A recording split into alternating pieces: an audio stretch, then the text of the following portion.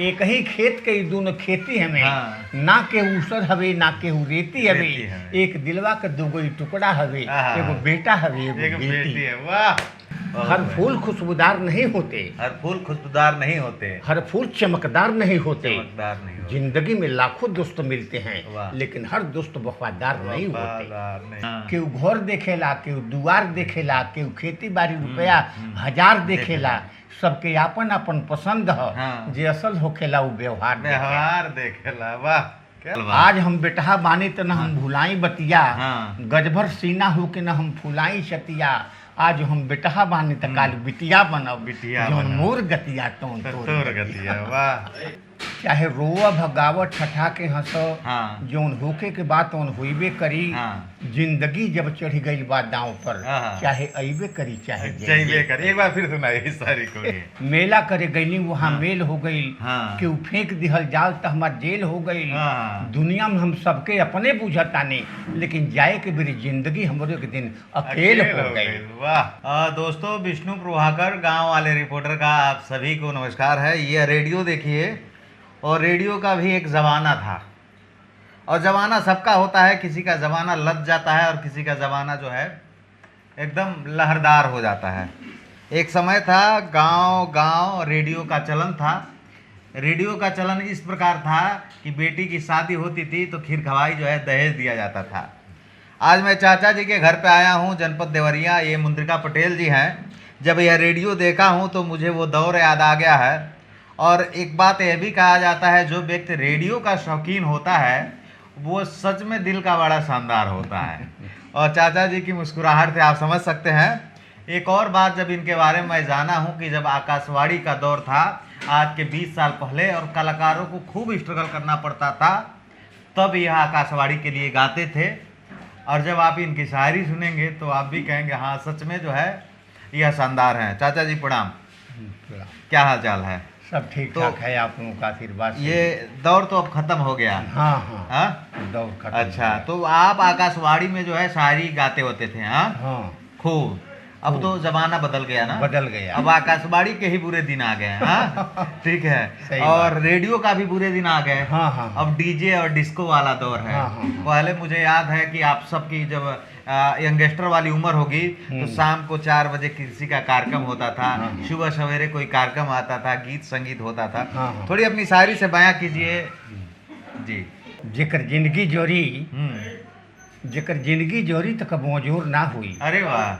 हाँ। रात हरदम रही, हाँ। लेकिन भोर ना हुई। जेकर जिंदगी जरी तो कब मौजूर अजूर ना ना हुई। हुई। रात हरदम रही लेकिन भोर ना हुई। अच्छा। जेकरे कागज में जौन लिखा गइल बा केहू केतनो मिटाई, लेकिन वो कोर ना हाय हुई। हाय हाय, क्या बात है। लेकिन जेकरे डेग डेग पर डगर बा उ चली कैसे। हाँ। जेकर कुढ़िए तुरा गइल बा उ फरी कैसे। कैसे। आ जेकर साँझे उड़ा गइल बा तेल बाती, उ रात बदिया जरी जरी कैसे। मेला करे गईली वहाँ मेल हो गई। हाँ। केहू फेंक दिहल जाल तो हमार जेल हो गई। हाँ। दुनिया में हम सबके अपने बुझतानी, लेकिन जाए के मेरी जिंदगी हमरो के दिन अकेल हो गई। वाह, क्या बात। आगे है एक और भोजपुरी की एक जी। मुक्तक है। हाँ। फूल काट हो के चाही हम्म। बतावो तनी, हम्म। ई बगीचा रौरिये भइले गुलजार बा। फूल फूल काट हो के चाही हाँ। बतावो तनी, ई बगीचा रौरिये भइले गुलजार बा। अच्छा। रूप में, रंग में, गंध में, रस में डूबे के दुनिया ही तैयार बा। हाँ। जौने खुटवा बछरुआ बन्हा गइल बा, हाँ। ओकरे हुमचौले से का फरियाए के बा। हाँ, बहुत तोड़ के फेंक दिहलस त का हो गई। हाँ। काल फिर ओकरा वही में बनाए के बनाए बा। के बा। चाहे रोआ भगावत ठठा के हंस, हाँ। जौन होके के बात तौन होइबे करी। हाँ। जिंदगी जब चढ़ गई बा दांव पर, हाँ। चाहे अइबे करी चाहे जइबे कर। एक बार फिर सुनाइए सारी को जी। चाहे रोआ भगावो ठठा के हंस, हाँ। जौन होके के बात तौन होइबे होइबे करी। आ जिंदगी जब चढ़ गई बा दांव दांव पर, चाहे अइबे करी चाहे जइबे जइबे करी। करी। एगो गौने के आइल बहुरिया रहे, हाँ। जौन पियरी पहिर के गोदावती रहे। हाँ। सुघराई गदा गइल बा इतना हाँ। कि एगो अंदाज दिल में उ लगावती रहे। हाँ। कबो मंगिया में सिंदूर भरावती रहे, कबो अखिया में सुरमा लगावती रहे। क्या बात। खाड़ होके केवाड़ी के पल्ला तरे वो धीरे धीरे गीत एगो ओ गावत हो, क्या बात है। मैं प्रणाम करता हूँ आपको, एकदम आनंद आ गया। जी, आगे। तो ये रहा। और दूसरी बात ये है, आपकी लिखी हुई रचना है? हाँ। वाह। और एक जगह एक बारात की में गए थे, वहाँ एक घटना घट गई उसको। अच्छा, लिख दिए आप? हाँ। जी जी, जरा सुनाएं उसको। जी। एक जगह बारात गए थे और बारात में बड़ी मतलब खातिरदारी हुआ, लेकिन वहाँ खातिरदारी के बावजूद ऐसा माहौल बिगड़ा कि सारे लोग जो है सो कि उथल पुथल होकर के रात ही रात में अच्छा, मतलब डंडा पाना उठी गए। हाँ। हाँ। श्रद्धा के प्रतिमूर्ति अवधपति के समान जग जय हो, आशीर्वाद मिले दास के तभी चित्त भय हो। हमरे दुआरा पर रुआ चल के जस के झंडा फहराएं, भौतिकता का बाद छोड़ के भात भवन में खाएं। बिटिया को बिनती सुन बेटहा समझी, ताने लगल सीना, आ जैसे गांधी के विवेक पर गरजे लगल जिन्ना। तू हमारे अपमान कैल हो, ना तोहरा के चाई, अब बोरा भर लड्डू मंगलिहा साझे बराते में भेजल नाई। नहीं।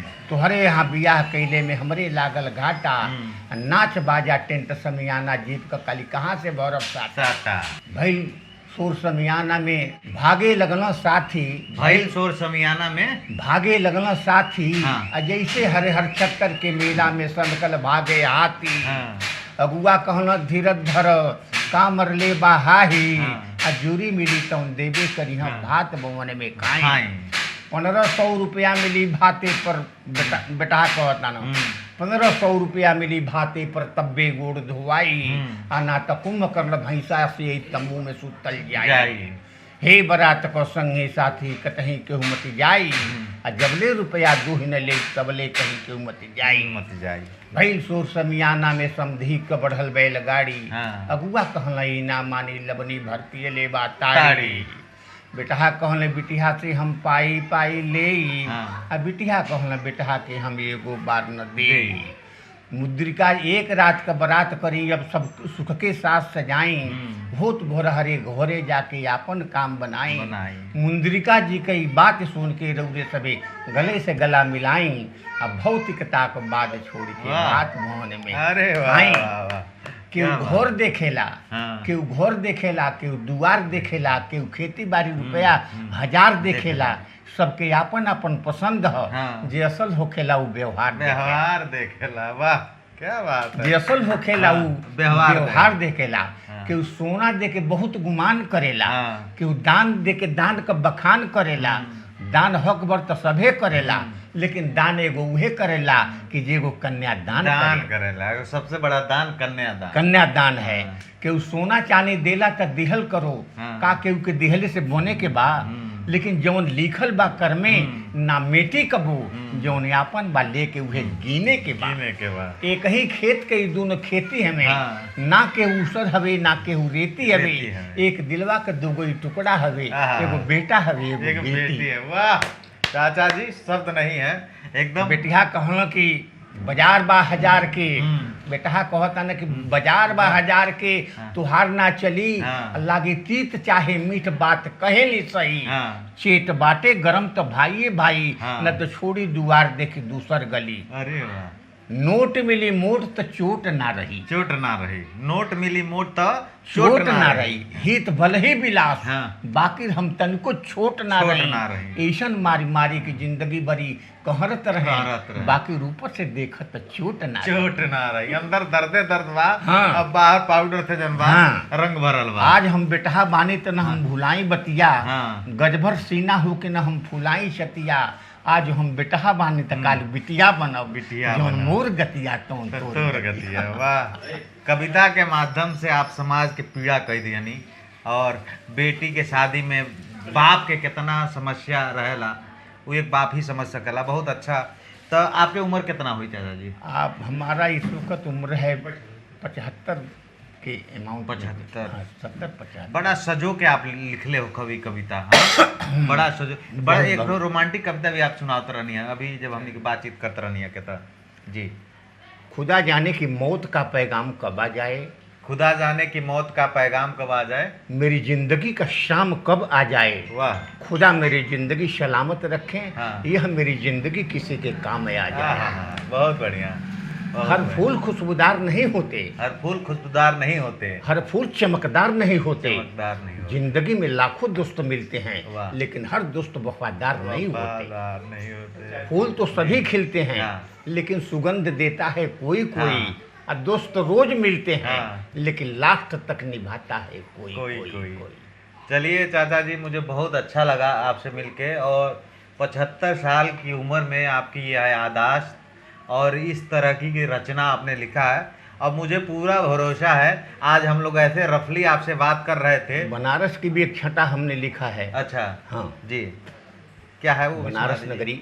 मैंने नगर बनारस देखा, गंगा के पावन तट पर कृत्य पावन होते देखा। पंडित देखा, पंडित देखा, पंडा देखा, और वहाँ भिखमंगा देखा। घाट घाट पर विचरण करते हिप्पी और लफंगा देखा। वाह। गलियों बाजारों को देखा, हाँ। मनुष्य और पशुओं को साथ साथ में रहते देखा। खाते देखा, पीते देखा, सोते और जागते देखा। मंडी वहाँ दाल का देखा, स्त्री नग्न नाचते देखा। कानूनों का खुला उल्लंघन राजनीति में उलझा देखा। विश्वनाथ का मंदिर देखा, छत पर छत वह प्रांगण देखा। हिंदू कहते जीवित हैं, मैंने उनको मुर्दा देखा। हाँ। मैंने नगर बनारस देखा। क्या बात है, बनारस की पूरी रचना जो है आप अपने कविता में समोहित कर दिए। बहुत अच्छा लगा। मुझे उम्मीद है ये जो आपका वीडियो हम ऐसे रैंडमली बना रहे हैं, ये बहुत ज़्यादा वायरल होने वाला है, और इसके बाद आपका एक अच्छा और सॉलिड इंटरव्यू किया जाएगा। चाचा जी, हम आपसे फिर मिलने दोबारा आएंगे, और दोबारा जब आप आएंगे तो आप अपनी और तैयारी कर लीजिएगा, फिर खूब बात होगी। और ये वीडियो आप सबको कैसा लगा कमेंट करके जरूर सूचित कीजिए।